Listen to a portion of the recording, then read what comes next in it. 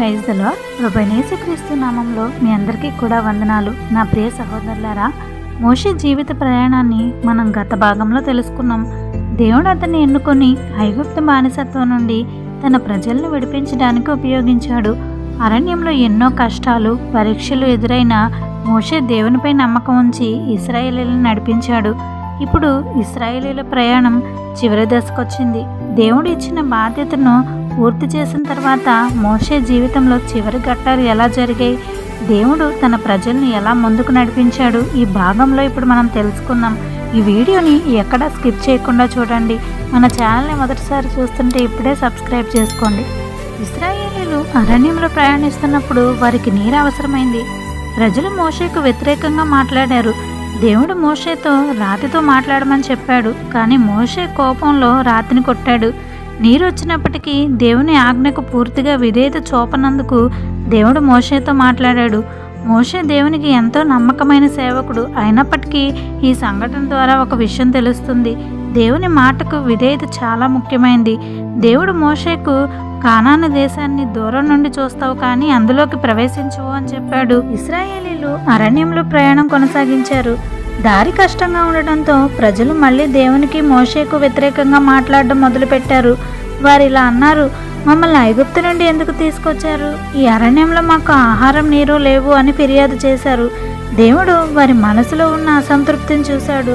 అప్పుడు ఒక కఠినమైన పరిస్థితి వచ్చింది. విషసర్పాలు ప్రజలను కాటు వేయడం ప్రారంభించాయి. చాలామంది బాధపడ్డారు. అప్పుడు ప్రజలు తమ తప్పును గుర్తించారు.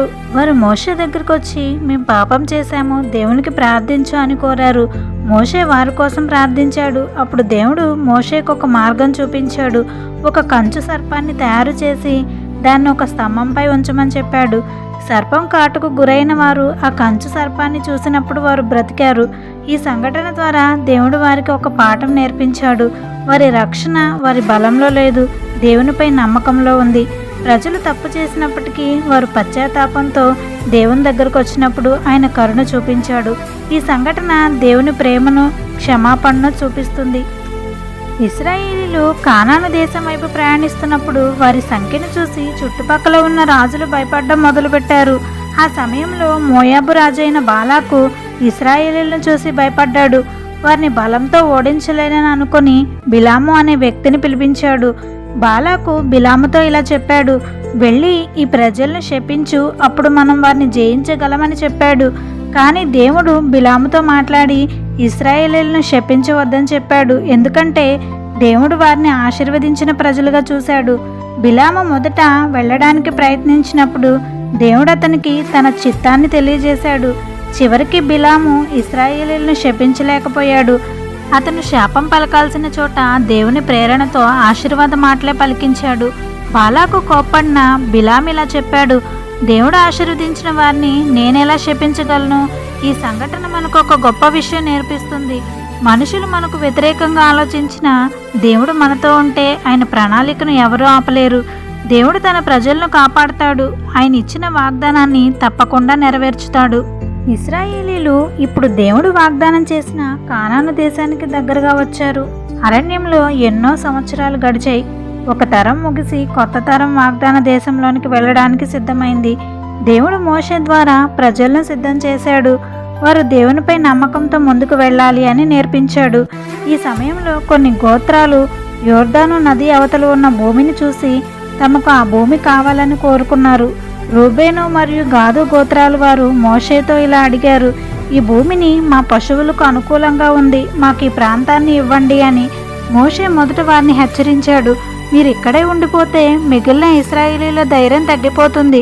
దేవుడిచ్చిన దేశం కోసం అందరూ కలిసి వెళ్ళాలి అని చెప్పాడు. అప్పుడు వారు మాట ఇచ్చారు, మేము మా కుటుంబాలను ఇక్కడ ఉంచి మిగిలిన ప్రజలతో కలిసి యుద్ధానికి వెళ్తాము అని చెప్పారు. ఇలా దేవుడు ప్రజలను కానాను దేశంలోకి వెళ్ళడానికి సిద్ధం చేశాడు. మోషేకు తెలుసు తన ప్రయాణం చివరి దశకొచ్చింది, కానీ దేవుని ప్రణాళిక మాత్రం కొనసాగుతూనే ఉంది. ఒక నాయకుడు మారినా దేవుని పని ఆగదు. ఇశ్రాయేలీలు కానాను దేశం సరిహద్దుకు చేరుకున్నారు. ఇప్పుడు మోషే తన జీవితంలోని చివరి రోజుల్లో ఉన్నాడు.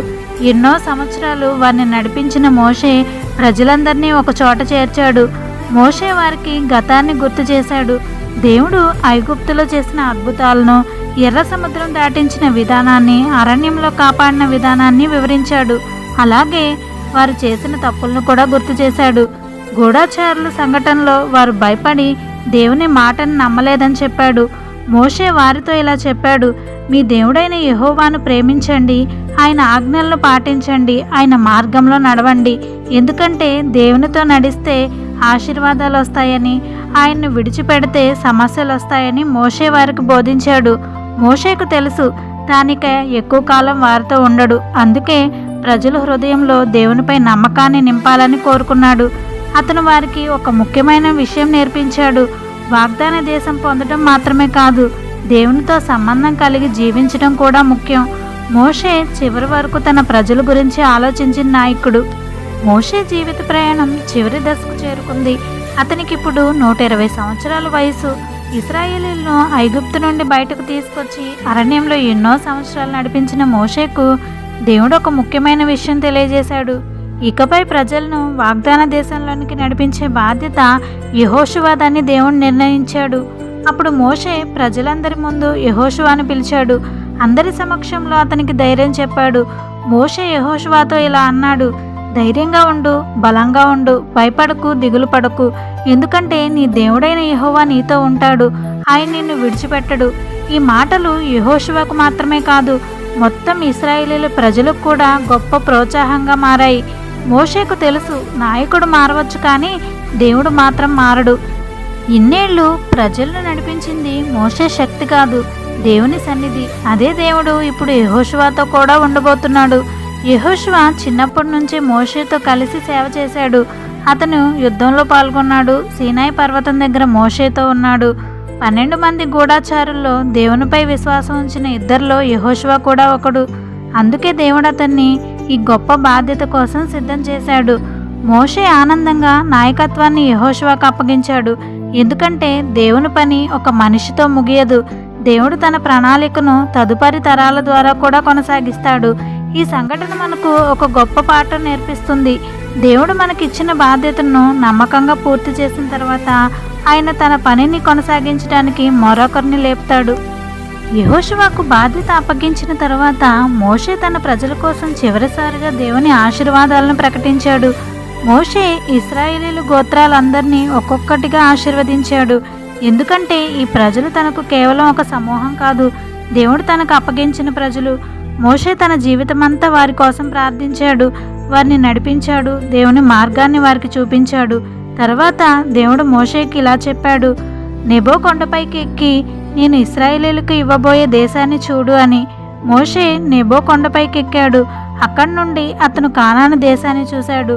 అతను ఆ దేశంలో అడుగు పెట్టకపోయినా దేవుని వాగ్దానం నెరవేరబోతుందని తన కళ్ళతో చూశాడు.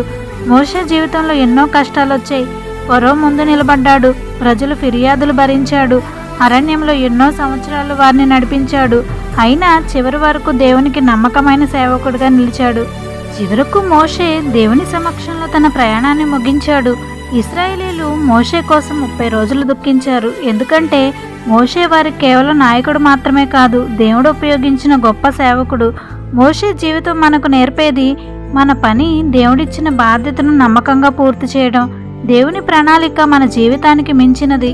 మోషే కానాను దేశంలోకి వెళ్ళకపోయినా దేవుడిచ్చిన పిలుపును చివరి వరకు నెరవేర్చాడు. మోషే జీవితం దేవుని నడిపింపు, విశ్వాసం, సేవకు ఒక గొప్ప ఉదాహరణ. ఒకప్పుడు భయపడిన మోషేను దేవుడు ఎన్నుకొని తన ప్రజలను నడిపించే నాయకుడిగా మార్చాడు. మోషే తన బలంతో కాదు, దేవుని సహాయంతో గొప్ప కార్యాలు చేశాడు.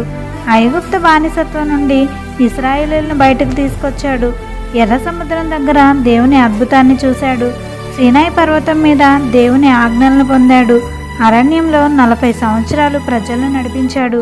మోషే జీవితంలో కష్టాలున్నా అతను దేవునిపై ఎప్పుడూ కూడా నమ్మకం కోల్పోలేదు. అతను కానాను దేశంలోకి వెళ్ళకపోయినా దేవుడు తన వాగ్దానాన్ని నెరవేర్చుతాడని నమ్మాడు.